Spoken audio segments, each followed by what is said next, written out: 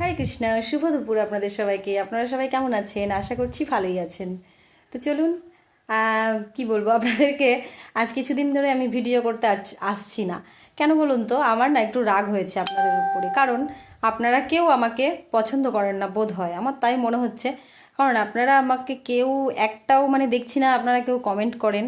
তো তবু আপনাদেরকে সেদিনকে আমি বললাম না যে ভাইফোঁটা দিতে যাচ্ছি, তো আপনাদেরকে ভাইফোঁটার গিফটটা দেখানো হয়নি।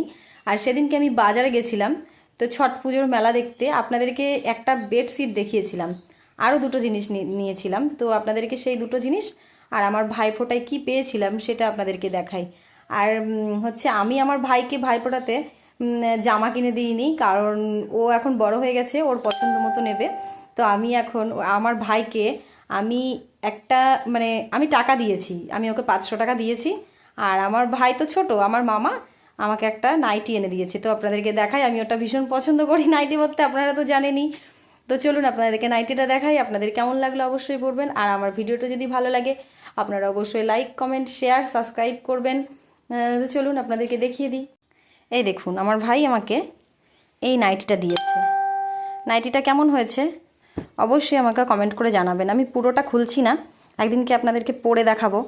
তো আপনারা বলবেন এখন নাইটিটা কেমন হয়েছে সেটা বলবেন, আর একদিনকে পরবো সেদিনকেও বলবেন আপনারা আমাকে কেমন লাগছে নাইটিটা পরে। তো নাইটিটা কেমন লাগছে অবশ্যই জানাবেন। তো দাঁড়ান, আর আপনাদেরকে বেডশিটটা আপনারা তো আমার বেডশিটটা দেখেইছেন, তো আমি বেডশিটটা দেখাচ্ছি না।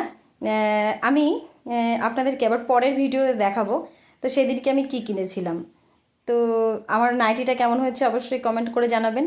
আর আমাদের ধানটা প্রায় পেকে এসেছে, অবশ্যই আমি দেখাবো আমাদের ধানটা কেমন হয়েছে। খুব খারাপ হয়েছে ধানটা, ধানে পোকা লেগেছে। তো কেমন লাগলো অবশ্যই কমেন্ট করে জানাবেন।